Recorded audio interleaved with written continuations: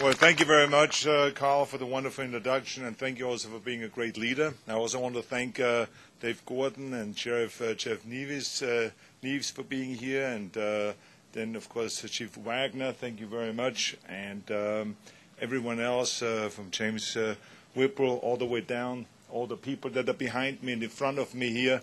It's great to have you all here and to be here also in front of the Marshall Medical Center, which is an extraordinary medical center, one of the top in the country.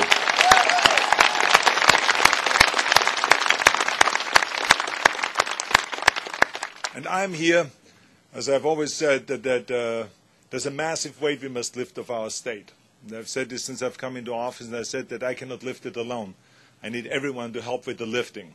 And this is why I'm here today to ask all of you to help us with this, because, as you have heard, that the legislators are now more than 2.5 months late with the budget. Now, we have had this problem in the last few decades. There's nothing new here. In the last few decades, because we don't have a budget system that is sound, we have a dysfunctional budget system. Every single time the economy goes down, we have this stalemate, and it goes on and on and on. Budgets go into September. Then there's the big debates and the fights. Should we raise taxes, or should we borrow money, or should we make it all in cuts and all of those things? All because we don't have a system in place that works. And so here we are again, 2.5 months late. And the legislators are arguing and fighting, and I say to them, get out of your ideological corners and go and make decisions not based on ideology, not based on what is best for your party, but make decisions what is best for the people of California, because that's what we were sent to Sacramento to do.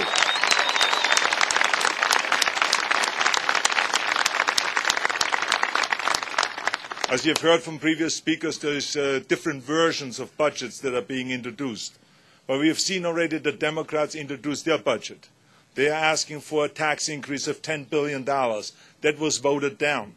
Then you have the Republicans who are now preparing their budget. Even though it's 2.5 months later after the deadline, they're still preparing their budget, may I remind you.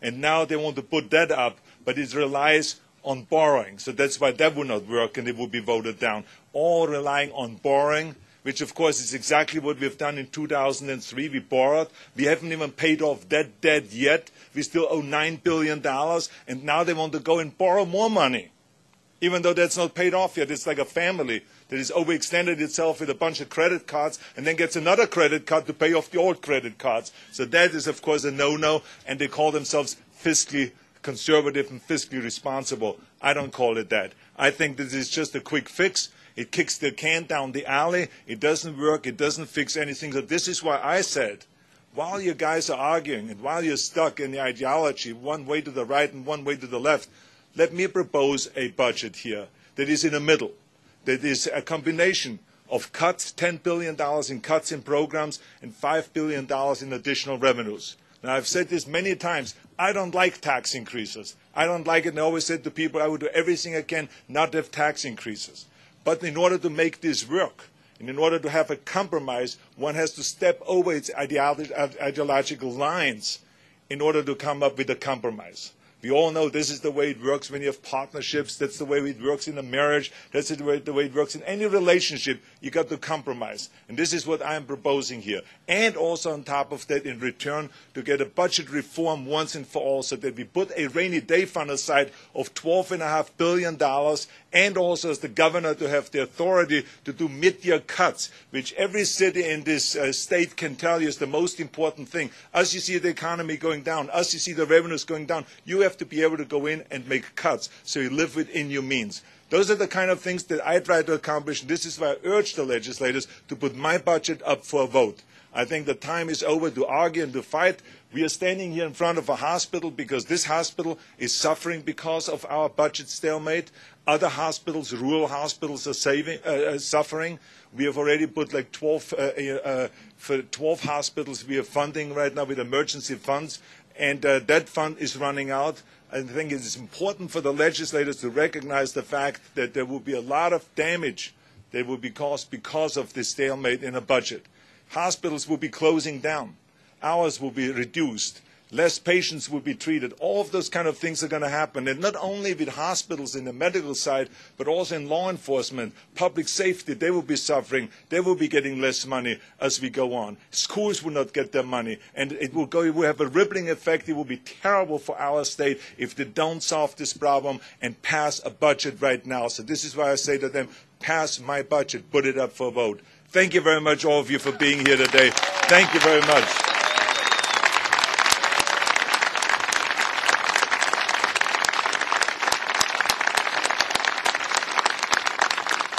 And now, if there are any questions from the media, we also want to thank you all for being here. You've been pressing the legislature to get a budget done, and yet there's a number of lawmakers, as you know, that are in Minnesota politicking today at the convention, just like the Democrats were last week. What do you say about all those legislators that are playing hooky today? Well, I think it is very important for the California people to know that while the state is 2.5 months late on a budget, and while there are severe consequences because of that to education and health care and hospitals and law enforcement and firefighting and all of those things, there are absolutely no consequences to the legislators. Absolutely none. They go on vacation, they go on recess, they go home on the weekends and have their 2 days off because, God forbid, they have to work through the weekend, and they go to the various different conventions and do their things, and business as usual. As a matter of fact, they're even collecting per diem every day when they go to the Capitol of $1,000 a week, tax-free. So think about that. And you guys have to suffer here out. So I think it is unfair, and this is my opinion. I think that you should stay in the Capitol. They should not go anywhere until the budget is done. But I've recommended that already months ago.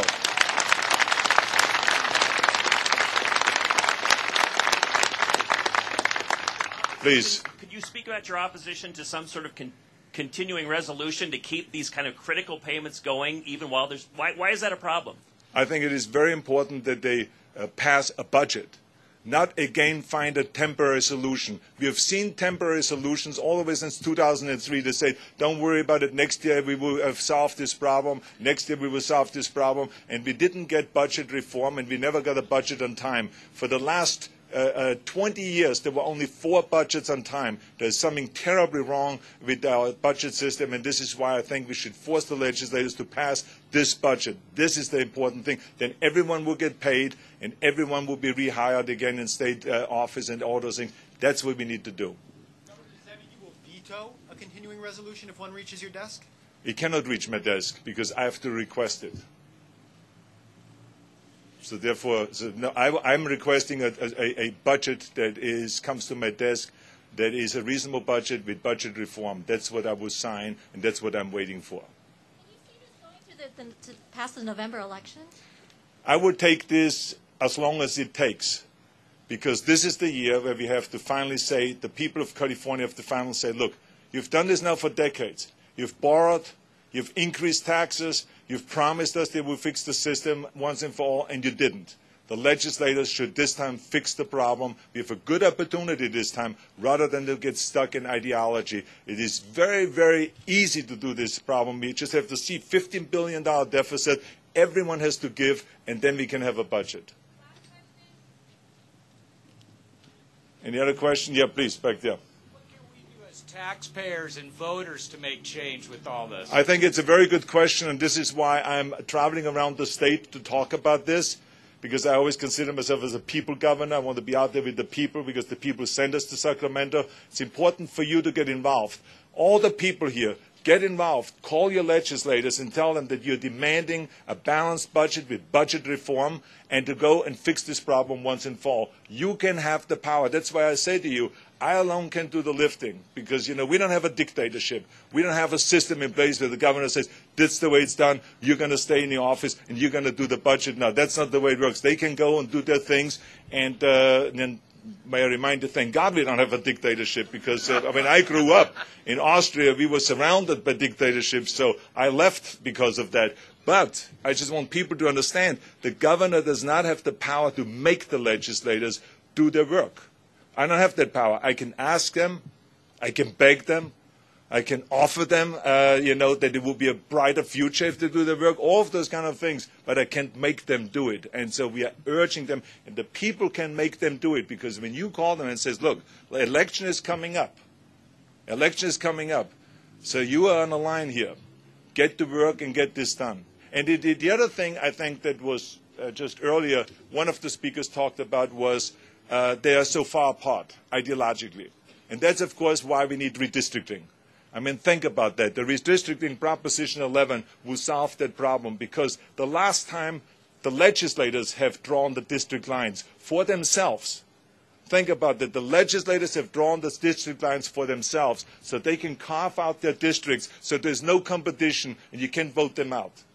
What I want to do is have the district lines drawn again by citizens, not by the legislators. Take that away from the legislators. Give the power back to the people of California. Draw the district lines, and so there's competition between Democrats and Republicans, and then all of a sudden those lines, those extreme lines, will come together, and there will be more competition and better performance in Sacramento.